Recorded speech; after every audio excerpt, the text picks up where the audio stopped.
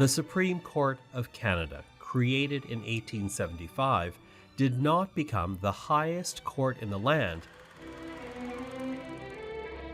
until 1949, when all appeals to the Privy Council in the United Kingdom were abolished. More than 10 years before, the Supreme Court made a ruling that still applies today. Alberta's social credit government passed a law restricting news reporting in 1937. A year later, the Supreme Court struck it down. Professor Emeritus at Osgoode Hall Law School, Jamie Cameron, says this decision is still relevant today. There was no Charter of Rights and Freedoms at that point in time, so freedom of the press was not protected by anything in the Constitution. But the Supreme Court of Canada went ahead and invalidated the legislation, and in doing so wrote sort of beyond its mandate to talk about the importance of a free press in our democratic society and the importance of a free press in the workings of parliamentary democracy. And I think it's generally considered a moment in Canadian constitutional history. Two other rulings by the Supreme Court in the 1950s are still referenced decades later. Sommer versus City of Quebec in 1953 established the importance of freedom of expression, and Roncorelli versus Duplessis in 1959. University of Ottawa law professor Adam Dodek says this case was an important test for political leaders and the law. Roncorelli was a Montreal restaurateur. Maurice Duplessis was the Premier of Quebec. He was, perhaps one could consider him a bit of the Trump of his age. He was certainly the most powerful political leader in Canada at the time. He had been Premier for over 15 years, and he used the law to target his political enemies, like Roncorelli. Roncorelli was a Jehovah's Witness, and his sin, so to speak, was that he provided bail and surety for Jehovah's Witnesses who were arrested by the police. That was perfectly legal, but Duplessis didn't like that, so he instructed the chief of the Liquor Commission to pull liquor license. That was in 1946, and Roncorelli sued Duplessis. And in 1959, the Supreme Court ruled that even the Prime Minister or the Premier of Quebec is subject to the law. And that decision just speaks to the limits of government power, that the importance of the rule of law, that everybody is subject to the law. And so for me, that's one of the most important decisions that inspires my work. For Indigenous peoples, the Calder decision in 1973 stands out. Naomi Metallic from the Listigouche Mi'kmaq First Nation in Quebec and law professor at Dalhousie University explains.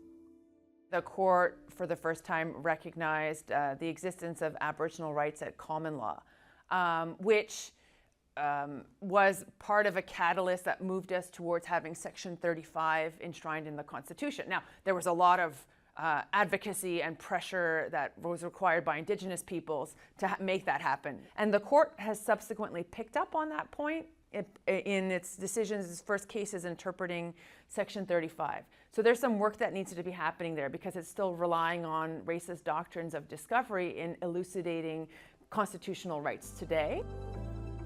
Months later, in Murdoch versus Murdoch, another landmark decision by the Supreme Court would result in more attention on the court itself. It ruled against a wife in favor of the husband. The court said that the work of the rancher's wife was not of beneficial interest in the property. After the couple separated, the wife received no compensation. Justice Boralaskin dissented in the court's decision. Legal historian Jim Phillips says the outcome of Murdoch versus Murdoch raised the court's profile. The Murdoch story attracted a lot of attention, a lot of press attention, actually drew attention to Laskin himself, drew attention to the majority of the Supreme Court judges who had essentially said, well, tough on her, she gets nothing.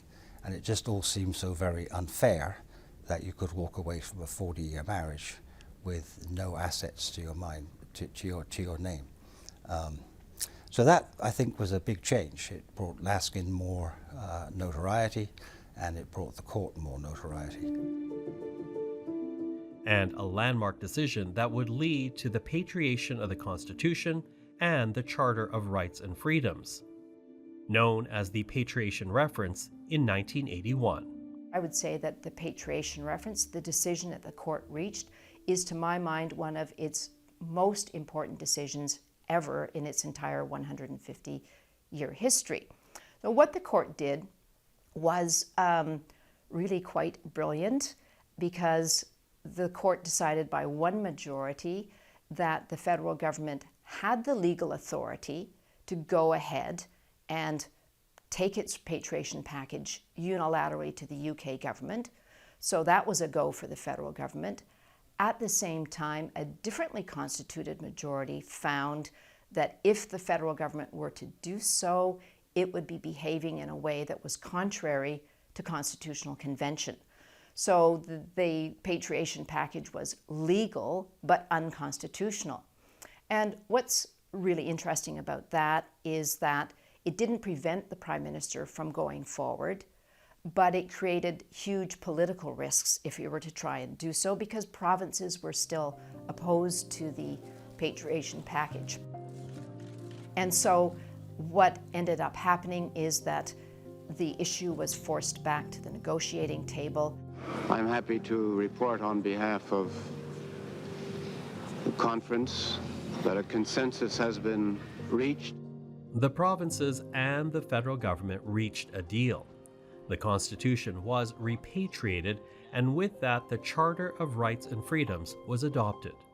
The Charter paved the way for a number of future landmark decisions. University of Toronto law professor Kent Roach. I think without the Supreme Court of Canada, you would have this fear that we have of crime would overwhelm any kind of desire to protect the rights of the accused, and also to protect against the danger of convicting people who are not guilty.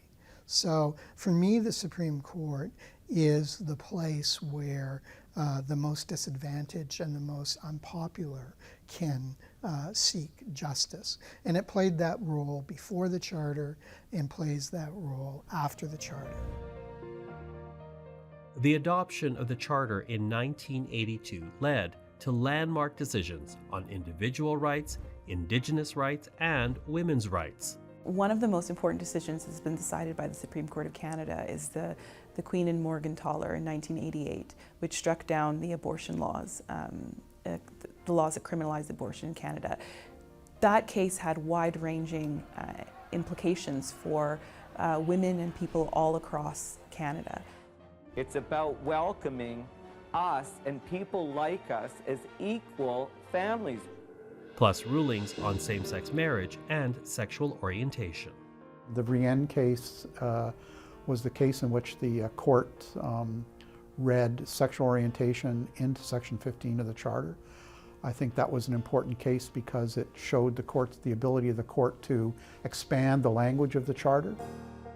Landmark decisions based on the Charter to come on CPAC's Inside the Supreme Court of Canada. 150 years of the highest court in the land.